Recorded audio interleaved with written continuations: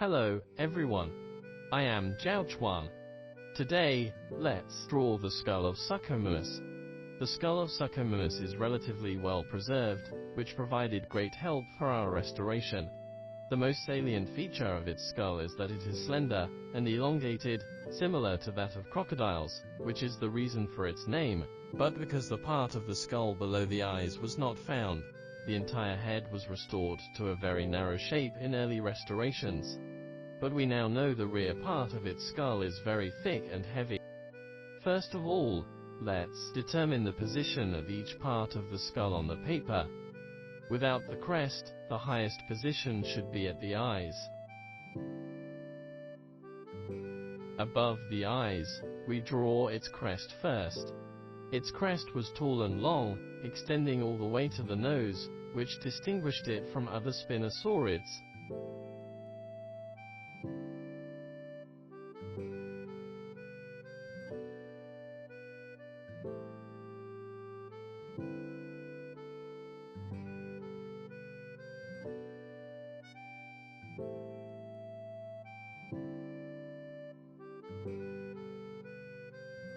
Then, we draw its eyes. Its eye sockets were relatively round with lacrimal bone,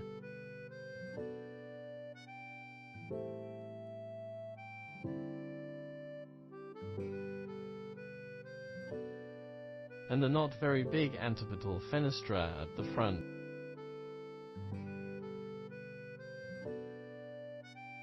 Next, we draw its elongated mouth. Draw the slender maxilla first.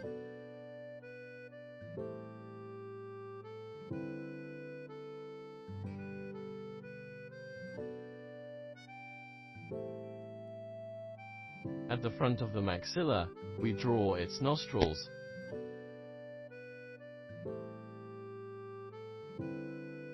Followed by its premaxilla, which is relatively small and slightly curved downward. Lastly, let's draw its teeth. The teeth on the anterior of its premaxilla were long and sharp, and those following backward were shorter. The first few maxillary teeth were relatively small, followed by a very long one, and the subsequent teeth were getting smaller and smaller.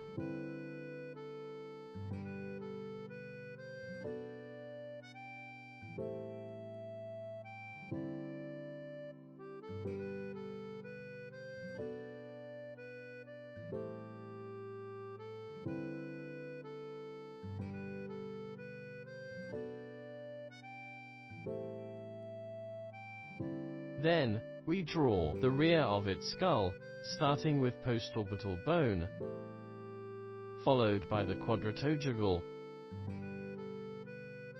sphenoid and so on.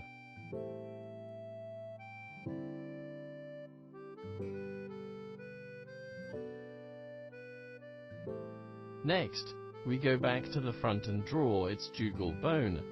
When drawing, we should note that this part should be drawn wider, not as narrow as previously thought. Lastly, we draw its mandible.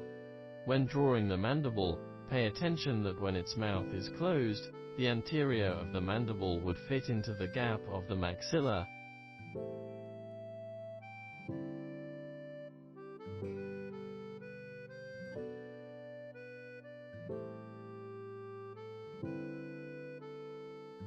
There was a small protruding structure over most of the mandible. The fossil of this part was not found, so it was speculated based on other spinosaurids.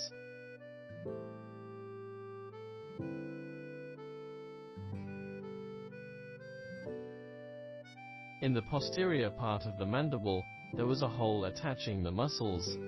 Next, we draw its mandible teeth. On its maxillary and mandible tooth roots, we draw some dots to show a rough texture.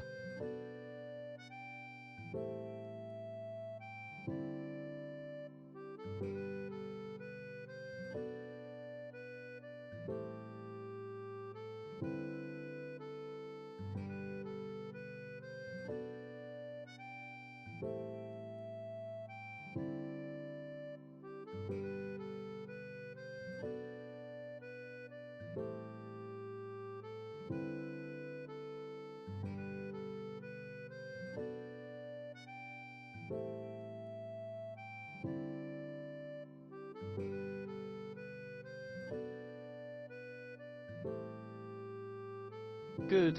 In this way, we've finished drawing the skull of Suchomimus.